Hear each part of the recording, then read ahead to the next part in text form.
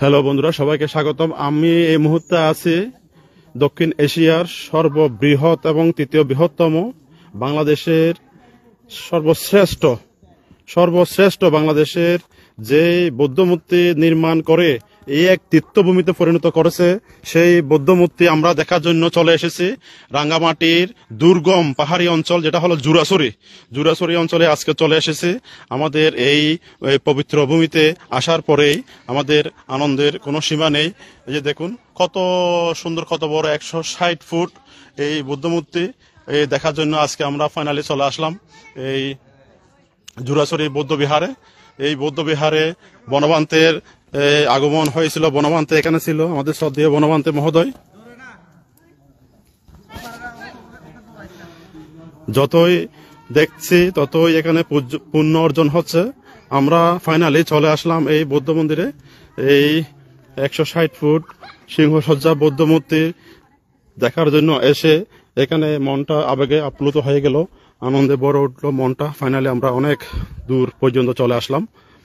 দেখুন সবাই বন্দনা করে নিচ্ছে। এখানে আমাদের সাথে আছেন আমাদের শ্রদ্ধেয় অত্র অঞ্চলের মুরব্বী এবং সবচেয়ে সম্মানিত ব্যক্তি দলকুমার চাকমা এবং অত্র বিহারের সম্মানিত সভাপতি, এবং আরো আছেন সঞ্জীব চাকমা দাদা।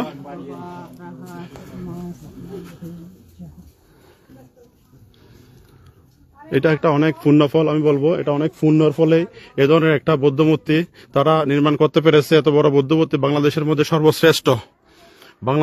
সর্বশ্রেষ্ঠ এবং এই ধরনের মায়াময় বৌদ্ধ চেহারা কিন্তু খুব কমই দেখা গেছে। আমরা দেখেছি রামুতে, আমরা দেখেছি বিভিন্ন জায়গায় ছোট বড় আর বৌদ্ধ মূর্তি, সিংহসজ্জা বৌদ্ধ মূর্তি আমরা দেখেছি, কিন্তু এই ধরনের সুন্দর, এই ধরনের অবয়ব কিন্তু আমরা দেখিনি বললেই চলে। আমরা এই বৌদ্ধ মূর্তিটি দেখতে পেয়ে নিজেকে ভাগ্যবান মনে করছি। এই মুহূর্তে আমরা অনেক পাহাড় পাড়ি দিয়ে, অনেক সমুদ্র লেক পাড়ি দিয়ে আমরা হিমাত্রে চলে এসেছি জুরাছড়ি।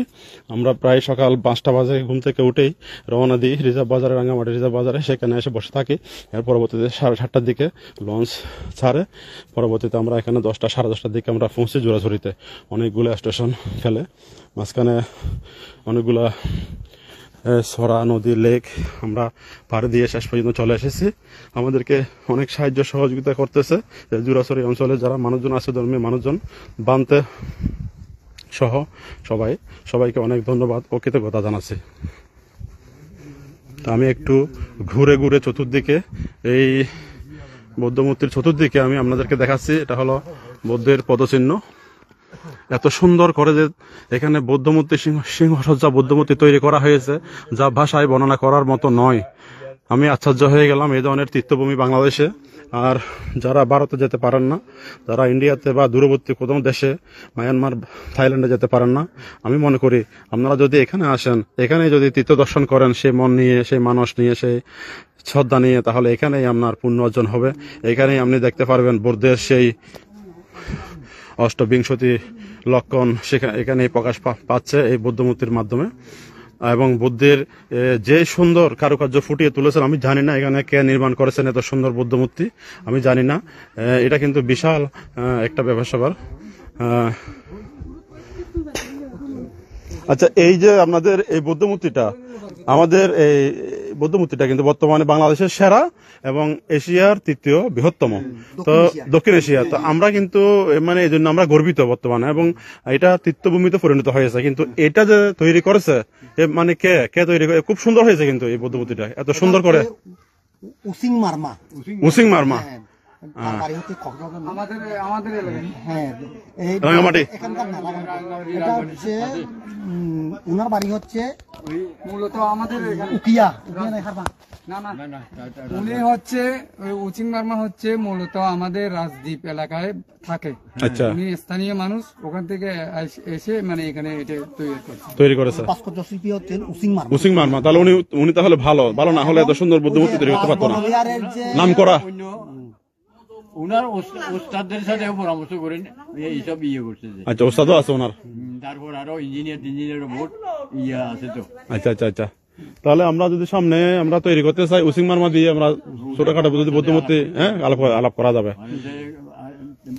উনি উনি সবকিছু বলতে পারেন। বলতে পারবে। তবে আর সাহায্য লাগবে না লাগবে হ্যাঁ, উনি সব বলবে। ঠিক করে তবে এখানে যেহেতু এটা মূল আকর্ষণ, এটা দেখার জন্য আমরা সবাই পুণ্যার্থীরা আসতেছি। এখানে বিভিন্ন ধর্ম সম্প্রদায়ের মানুষ আসতেছে, বৌদ্ধ সম্প্রদায়, আদিবাসী সম্প্রদায়, সাংমা, মারমা থেকে, বড়ুয়া থেকে শুরু করে সবাই আসতেছে। আজকে আমরাও আসলাম, আমরা আসছি চট্টগ্রাম শহর থেকে, আমার মামা আসছে রাঙ্গামাটি থেকে। তো আপনারা যদি এখানে যেহেতু আপনারা গ্রামবাসী আছেন এখানে এবং উদ্যোক্তা এবং এই কমিটির সভাপতি দলকুমার সাংমা এবং সঞ্জীব দাদা এখানে মূলত প্রধান হিসেবে আছেন, আমরা যদি কিছু বলেন মানে একটু ইতিহাসটা তুলে ধরেন তাহলে ভালো হবে আর কি, অনেকে জানবে। এবং যারা এখানে আসবে ওরা কি জন্য আসবে, কি মানুষে আসবে, এখানে যারা আসতেছে তারা এখন কিভাবে মানুষ আসতেছে পুণ্য অর্জন করার জন্য, কোত্থেকে আসতেছে। এই জন্য পুণ্যের জন্য আমি শুনেছি অনেক দূর থেকে মানুষ এখানে তীর্থ করার জন্য আসতেছে, রাঙ্গামাটি থেকে, রাউজান থেকে, শহর থেকে। সবাইকে নমস্কার। সুবলং শাখা বনবিহার জুরাছড়ির রাঙ্গামাটি পার্বত্য জেলার পক্ষ থেকে আমি সবাইকে শ্রদ্ধা এবং নমস্কার জানাচ্ছি। তো আজকের এই বুদ্ধ মন্দির, বিশেষ করে সুবলং শাখা বনবিহার 1992 সালে প্রতিষ্ঠিত হয়েছে। এখানে কোনো এর ইতিপূর্বে 92 সালের পূর্বে রাঙ্গামাটির রাজবনবিহার ব্যতীত কোনো শাখা বনবিহার ছিল না। আমরা একটু বনবান্তের প্রতি, ধর্মের প্রতি দুর্বলতা ছিলাম।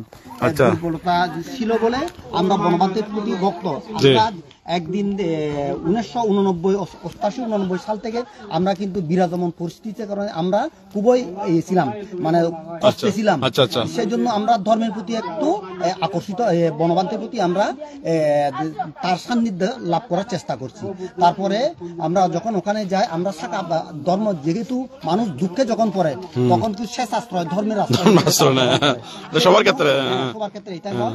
তো আমরা যখন বনবিহারে গেছিলাম বানতে, আমরা এই দুঃখ মুক্তি লাভের জন্য সুবলং শাখা বনবিহার নামে আমরা একটু শাখা বনবিহার, আপনি যদি অনুমতি দেন, আমরা আপনার ভিক্ষু সংঘকে সেবা পূজা করে, আপনাকে সেবা পূজা করে আমরা এই দুঃখ থেকে পরিত্রাণ পেতে চাই। তখন উনি 1992 সালে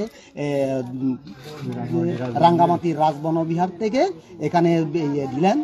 তার একটা ইয়ে ছিল, মানে এই যে শাখা বনবিহার প্রতিষ্ঠিত হবে সেই অনুসারে কিন্তু কোনো, এই যে উদাহরণস্বরূপ তিনি বলছেন একবারে সোজা হতে হবে।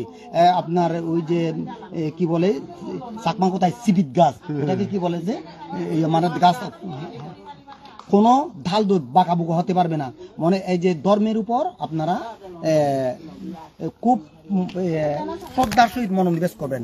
এই কিন্তু মানে আমি কোন নারী গঠিত ধর্মের পবিত্রতা রক্ষা করতে হবে। এক নম্বর তিনি বলছিলেন এটা, আর যাতে ধর্মের কোনো পরিহানি না হয়, সে ধরনের কার্যকলাপ কোনো ইয়ে না হয়, আমরা অসামাজিক কার্যকলাপ না হয়, ধর্মের পবিত্রতা না, যথাযোগ্য মর্যাদার সাথে গাম্ভীর্য বজায় রেখে উত্তম ধর্ম করার জন্য তিনি আবেদন দিয়েছেন, পরামর্শ দিয়েছেন। এবং রেজিস্টারে তিনি অঙ্গীকারনামা লিখে এখানে বুদ্ধশ্রী বানতে আজকে হলে প্রায় 39 বছর ধরে। 39 বছর এখানে আছেন বুদ্ধশ্রী বানতে। কত উনি 92 থেকে না উনি 95 আছেন। 95 থেকে তাহলে তো অনেক বছর, প্রায় মানে ওই বিশু জন্ম বন্ধে 29 বছর। হ্যাঁ 29 বছর। তো আমরা শ্রদ্ধেয় বনবান্তের প্রতি শ্রদ্ধা রেখে, বুদ্ধশ্রী বান্তের প্রতি তার সিলের প্রতি শ্রদ্ধা রেখে, এবং শ্রদ্ধেয় আমাদের শ্রদ্ধাবাদ সর্বশ্রদ্ধেয় ব্যক্তি জুরাছড়ির উনার প্রতি দলকুমার চাকমার শ্রদ্ধা রেখে আমরা সবাই এখানে এক আস্থা রেখে আমরা এই বুদ্ধবিহারে নির্দ্বিধায় আমরা একটা চিঠি লিখি। একটা চিঠি ছেড়ে দিলে আর দাগদোল পিতাতে হবে না। এটা একটা শ্রদ্ধা রেখে, আস্থা রেখে, বিশ্বাস রেখে এই এলাকার মধ্যে, বুদ্ধবিহারের মধ্যে উন্নয়ন কাজে তারা সক্রিয়, স্বেচ্ছায় শ্রম এবং হচ্ছে আপনার দান কার্যে নিয়োজিত হবেন। হ্যাঁ, নিয়োজিত থাকে। আমরা এখন এই যে আমরা যে 126 বুদ্ধমূর্তি নির্মাণ করছি, এটা কিন্তু এখন এটা এমনি হয় নাই, পরিশ্রম করছি।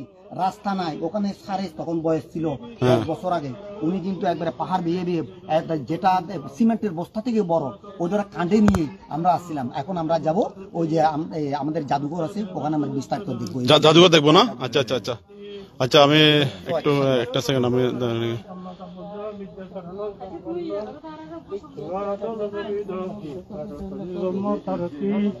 যাওয়ার সময় এখানে নেবো, এখন নেবো।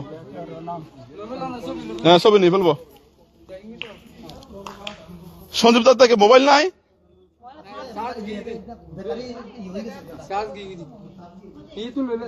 আচ্ছা, আমি এটা এই লাইভে আছি এখন এই মুহূর্তে। শেষবারের মতো আমি এটা মানে এখান থেকে বিদায় নিচ্ছি। বিদায় নেওয়ার আগে আমি আরেকবার আপনাদেরকে দেখাচ্ছি এই ভুবন সজ্জা সিংহ সজ্জা বৌদ্ধ মূর্তিটি অপরূপ সৌন্দর্য মণ্ডিত এই দক্ষিণ এশিয়ার তৃতীয় বৃহত্তম বুদ্ধ মূর্তি দেখতে এসে আমাদের মনটা পবিত্রতায় ভরে গেল। এখানে মাথা নুয়ে গেল। এত সুন্দর অপরূপ দৃষ্টিনন্দন বৌদ্ধ মূর্তি আমি আর কোথাও দেখি নাই। আমি দক্ষিণ কোরিয়াতে ছিলাম, সেখানেও এত সুন্দর বৌদ্ধ মূর্তি, এত বড় বৌদ্ধ মূর্তি আমার দেখা হয় নাই, সৌভাগ্য হয় নাই। তো এই পুণ্যভূমিতে এসে আজকে আমরা অনেক পুণ্যের ভাগীদার হলাম। এখানে যারা এটা নির্মাণ করেছেন, তৈরি করেছেন, দান করেছেন, কায়িক বাসনিক শ্রম দিয়েছেন, এবং এখানে যারা ছিলেন উদ্যোক্তা হিসাবে দলকুমার চাকমা থেকে সঞ্জীব দাদা থেকে সবার প্রতি অনেক অনেক কৃতজ্ঞতা, ভালোবাসা এবং উষ্ণ অভিনন্দন রইল। আপনাদের মঙ্গল হোক, আপনারা দীর্ঘজীবী হন এবং আপনাদের অনেক পুণ্য সঞ্চিত হয়েছে সেটাই কামনা করছি। এবং যারা এখানে তীর্থভ্রমণে আসতে চান তারা তীর্থভ্রমণে আসতে পারবেন। এখানে ডেসক্রিপশনে ফোন নাম্বার দেওয়া হবে। এখানে যারা স্থানীয় আছে তাদের কেউ দান করতে চাইলে দানও করতে পারবেন, বিকাশ নাম্বার এখানে দেওয়া হবে। এখানে এখনো অনেক কাজ চলমান রয়েছে বর্তমানে। এখানে বিশাল এলাকা জুড়ে, প্রায় কত একর এলাকা জুড়ে এই কাজ? 16-17 বা 18 একর, প্রায় 18 একর জায়গা জুড়ে এই কাজ চলমান রয়েছে। আর বিভিন্ন স্থাপনা অলরেডি চলমান রয়েছে, কার্যক্রম আমরা অলরেডি দেখে এসেছি। তো ধন্যবাদ সবাইকে। আমরা এখান থেকে বিদায় নিচ্ছি। এর পরবর্তীতে আমরা যাবো মিউজিয়ামে। ওইখানেও আমরা ঘুরে আপনাদেরকে এই টোটাল এই বৌদ্ধ মূর্তিটি এবং জুরাছড়ি এই বৌদ্ধ মূর্তিটি এবং জুরাছড়ি বৌদ্ধ বিহারটি আমরা দেখাবো। সে পর্যন্ত আপনাদের সাপোর্ট এবং ভালোবাসা প্রত্যাশা করছি। লাইক, কমেন্ট করবেন, শেয়ার করে দেবেন এই ভিডিওটি ভালো লাগলে। সেই সাথে কোনো কিছু ভুল ত্রুটি হলে ক্ষমা সুন্দর দৃষ্টিতে দেখবেন। ধন্যবাদ সবাইকে। দেখা হবে পরবর্তীতে নতুন কোনো ব্লগে বা ভিডিওতে। ধন্যবাদ সবাইকে। আমাদের জার্নালিস্ট অসীম এই ইউটিউব চ্যানেল এবং ফেসবুক পেজে এই ভিডিওগুলো পেয়ে যাবেন। রাঙামাটি ব্লগ এবং জুরাছড়ি ব্লগের সব ভিডিওগুলো। ধন্যবাদ সবাইকে।